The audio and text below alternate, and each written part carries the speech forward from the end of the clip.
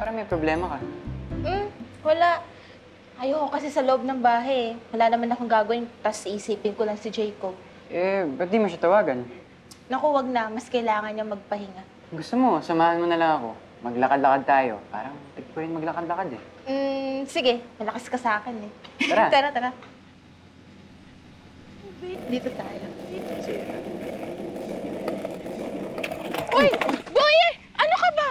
Kita mo may tao sa daan, no? Nananadya ka ba? What the Sigma? Ate Clarissa, you're so skibidi. Kung skibidiin ko yung mukha mo, mag-sorry ka nga. Puto, magsusorry. Paano kung nasagasaan mo siya? Hindi naman. Galing kayo ng musko kanina. Negative aura lang kayo eh. Alam mo, kung di ka lang kakilala ng tatay ko eh. O bakit? Anong gagawin mo? Hindi mo naman ako mahahabol eh. Ano? Uy! Okay ka lang? Isusumbo ko kay Daddy. Puno nga eh. Tubig.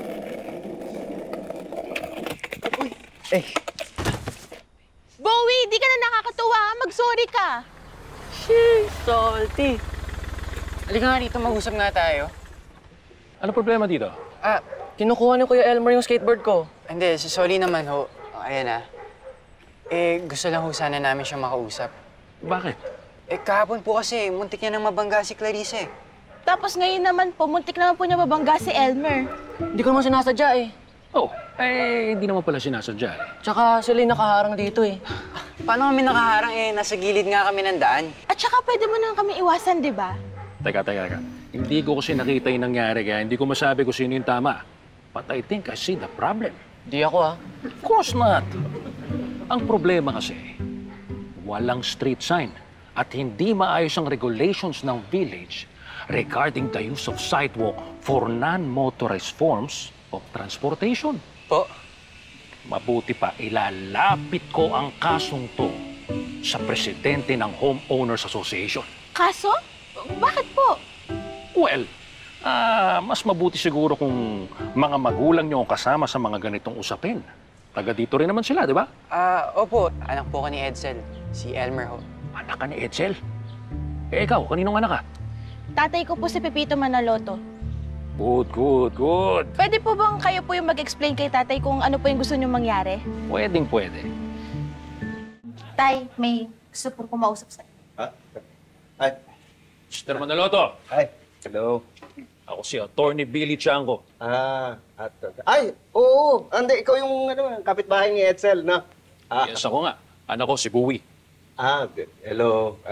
Ano ba, Atel? Well, ito kasi mga bata ay merong hindi pagkakaunawaan. Hmm. Dahil yung dalawa na yan, nakaharang while he was skateboarding. Talaga? Hindi naman po kami nakaharang eh. Siya nga po yung dire-diretso ng skateboard tapos hindi man na siya umiwas. Saka kahapon po, ganun din yung ginawa niya kay Clarissa. Ganun ba? Nasadya eh. Teka. Paano ba to? Kaya nga kami nagpunta rito para ilapit ito sa mga homeowners. Hindi ba pwedeng tayo na lang mag-areglo nito? Pwede naman. But, as an attorney and the man of the law, gusto kong linawin ang mga bagay-bagay at gawin ng tama according sa regulation ng homeowners sa mga ganitong klase ng kaso. Hindi naman siguro kaso ito baka pwedeng huwag na lang nating palakihin. Hindi naman sa pinapalaki ko, Pepito. But I think it is our responsibility to aid in the legislation of proper regulations according sa safety ng sidewalk dito sa Woodland Hills. Wala namang mali dun sa gusto mong mangyari. Kaya nga nag-set na ako ng meeting kay Madam Sher ngayong 3 p.m. Madam Chef? Madam Sher, si Shirley Atienza, yung presidente ng homeowners, yun ang tawag ko sa kanya Madam Sher. Oo, si Shirley,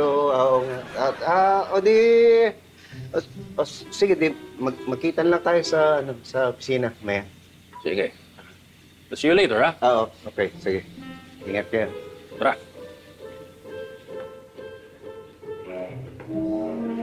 Grabe naman yung attorney na yan. Hindi talaga kayo tatantanan, sir. Oo nga, pero okay na rin yun para maayos na lahat ito. Teka, yung tatay mo ba makakapunta mamaya? Wala nga po si tatay sa bahay. Baka pwedeng kayo na rin po magsalita para sa kanya. Oo, sige, sige. Ako na lang mag-aabogado sa'yo.